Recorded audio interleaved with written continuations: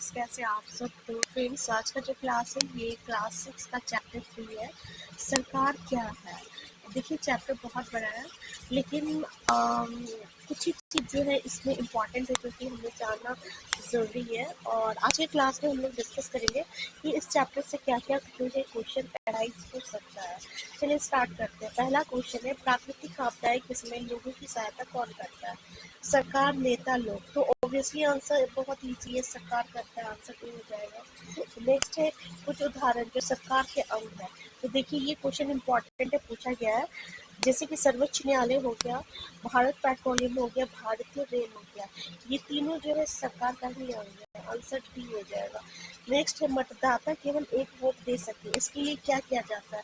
तो उंगली पर स्याही लगा जाता है, रजिस्टर पर रिकॉर्ड रखना, रसीद देना, इनमें से कोई नहीं। तो आपको पता है कि उनकी उंगली पर स्याही लगाया जाता है, आंसर ए हो जाएगा। नेक्स्ट है झगड़ों का निपटारा करने वाला सरकारी अंग कौन सा है? कार्यपालिका, विधानपालिका, न्यायपालिका। तो निपटारा कौन करता है? ये आपका न्यायपालिका करता है, आंसर सी हो जाएगा। नेक्स्ट है लोकतांत्रिक सरकार की विशेषताएं क्या है? लोगों के पास अपने नेताओं को चुनने की शक्ति है, लोग इन नियमों को बनाकर और भाग लेकर खुद प्रशासन करते हैं, यूनिवर्सल एडल्ट फ्रेंचाइज। तो लोकतंत्र का मतलब क्या होता है? आंसर डी हो जाएगा, बिल्कुल सही है। लोकतांत्रिक देश से मतलब क्या हुआ कि लोगों को अपना सरकार चुनने का पूरा अधिकार है, इसलिए 5-5 साल में जो है वोटिंग होता है, ठीक है। और इन नियमों को बनाकर जो है और भाग लेकर खुद पर शासन करते हैं। यूनिवर्सल एडल्ट फ्रेंचाइज, तीनों बिल्कुल सही है, आंसर डी हो जाएगा। नेक्स्ट है हरियाणा सरकार का कौन सा स्तर है? स्थानीय स्तर, राज्य स्तर, राष्ट्रीय स्तर और सरकार। तो आपको पता है कि हमारा सरकार जो है ना 3 स्तरीय है। 3 स्तरीय मतलब क्या हो जाएगा आपका कि एक तो आपका राष्ट्रीय स्तर होकर हो जाएगा, जिसको हम लोग केंद्र स्तर भी कहेंगे, फिर राज्य स्तर हो जाएगा, फिर स्थानीय स्तर हो जाएगा, ठीक है। जैसे ब्लॉक, लोक पंचायत, स्थानीय स्तर हो गया। राज्य स्तर जैसे कि आपका सीएम बैठा हुआ है राज्य स्तर पे हर एक स्टेट का। राष्ट्रीय स्तर जैसे कि मोदी बैठा हुआ है केंद्र पे, तो ये राष्ट्रीय स्तर हो गया। हमारा आंसर क्या हो जाएगा? राष्ट्रीय स्तर, क्योंकि ये हरियाणा सरकार की बात कर रहा। तो हमारा 28 स्टेट, 28 सरकारें, और ये जो है ये राज्य स्तर में आएगा, है ना। नेक्स्ट है भारत में गाड़ी चलाने के लिए किस चीज़ों की जरूरत होती है? तो कानून, लाइसेंस, सरकार लाइसेंस की जरूरत होती है, आंसर भी हो जाएगा। नेक्स्ट है निम्न में से सरकार का अंग कौन सा है? तो कार्यपालिका, विधानपालिका, न्यायपालिका, आंसर डी हो जाएगा, ठीक है। तो देखिए क्वेश्चन काफी इजी है, बस हमें एक बार रिवाइज करना है। यहाँ पे काम करने के लिए सरकार क्या बनाती है? तो सरकार कानून बनाती है, तो आंसर सी हो जाएगा। नेक्स्ट है शुरुआती दौर में किन लोगों को वोट देने का अधिकार नहीं था? तो देखिए जब वोट स्टार्ट हुआ था वोटिंग, तो उस समय जो औरत होती थी ना उन्हें वोट देने का अधिकार नहीं था, जो गरीब होते थे उन्हें वोट देने का अधिकार नहीं था, जो कि अशिक्षित होते थे उन्हें वोट देने का अधिकार नहीं था, जो एजुकेटेड और अमीर लोग होते थे बस उन्हें वोट देने का अधिकार था। तो आंसर डी हो जाएगा। नेक्स्ट क्वेश्चन है हमारे देश में वोट डालने के लिए आयु सीमा कितना है? 15 है, 16, तो आपको पता है 18 वर्ष है ना, आंसर सी हो जाएगा। नेक्स्ट है भारत के सर्वोच्च न्यायालय का नाम बताइए। जिला न्यायालय, सुप्रीम कोर्ट। तो सुप्रीम कोर्ट जो है सर्वोच्च न्यायालय है भारत का, आंसर बी हो जाएगा। नेक्स्ट है भारत में सरकार के कितने स्तर है? 3 स्तर है, आंसर सी हो जाएगा। नेक्स्ट है भारत की राष्ट्र स्तर की सरकार कहाँ पे स्थित है? अम्बाला, दिल्ली। तो भाई हमारा नरेंद्र मोदी दिल्ली पे स्थित है, आंसर बी हो जाएगा, केंद्रीय स्तर। नेक्स्ट है लोग अपने प्रतिनिधियों का चुनाव किस प्रकार, किस प्रक्रिया द्वारा करते हैं?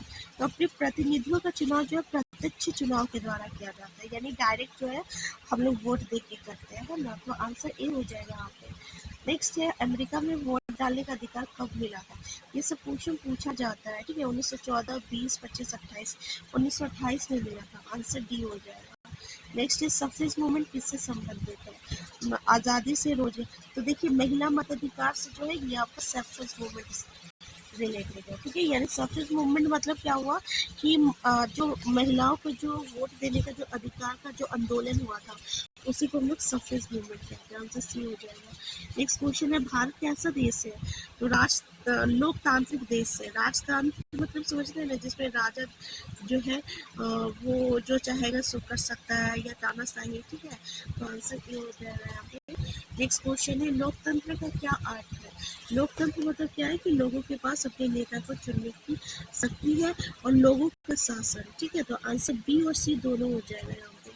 आंसर डी, लोगों का शासन क्यों, क्योंकि वो अपना नेता खुद चुन रहा है इसलिए वो शासन कर रहा है। आंसर डी हो जाएगा। नेक्स्ट है अमेरिका महिलाओं को वोट देने का अधिकार कब मिला है? तो ये 1920 में मिला है, 1920 में मिला है। ठीक है, तो आंसर बी हो जाएगा। नेक्स्ट क्वेश्चन है अगर कहीं कोई विवाद होता है या कोई अपराध होता है तो लोग न्याय के लिए कहाँ जाते हैं? न्यायालय जाते हैं, मंत्रालय, लोकसभा। भाई वो न्यायालय जाएंगे। आंसर बी हो जाएगा। नेक्स्ट क्वेश्चन है निम्न में से सरकार के अंग कौन से हैं? सर्वोच्च न्यायालय, तो अभी हम लोग डिस्कस कर चुके हैं। आंसर डी हो जाएगा। नेक्स्ट क्वेश्चन है जो पूरे राज्य को ध्यान में रखे वो कौन सा स्तर है? तो अगर राज्य का बात कर रहा था तो वो कौन सा हो जाएगा? राज्य स्तर हो जाएगा ना। तो आंसर क्या हो जाएगा? जो पूरे राज्य को ध्यान में रखे वो राज्य स्तर हो जाएगा। आंसर ये हो जाएगा। नेक्स्ट क्वेश्चन है निम्नलिखित युग पर विचार करें। यंग इंडिया जो है ये यहाँ पर गांधी सफेज मूवमेंट जो है वोट देने का अधिकार है। इंग्लैंड में औरतों को वोट देने का अधिकार कब मिला था? तो हमारा आंसर क्या हो जाएगा यहाँ पे? इंग्लैंड में वोट देने का यंग इंडिया। ठीक है, पहला जो रहेगा यही इसका करेक्ट आंसर हो जाएगा। आंसर सी हो जाएगा क्योंकि सफेज मूवमेंट जो है ये औरतों को वोट देने का अधिकार से रिलेटेड है। ठीक है, तो यहाँ पे सिर्फ वोट देने का अधिकार बोला है तो इसलिए जो है ये आपका सही नहीं है ना। और अभी हम लोग जस्ट डिस्कस किए थे अमेरिका और इंग्लैंड में वोट देने का अधिकार कब था। ठीक है, तो ये कमेंट बॉक्स में बताइएगा। आंसर सी हो जाएगा। ठीक है, यहाँ पे नेक्स्ट है शहर, गांव या मोहल्ले में। इससे पहले जस्ट डिस्कस किया अभी हम लोग कि इंग्लैंड में वोट देने का अधिकार कब है और अमेरिका में वोट देने का अधिकार कब से लागू हुआ है।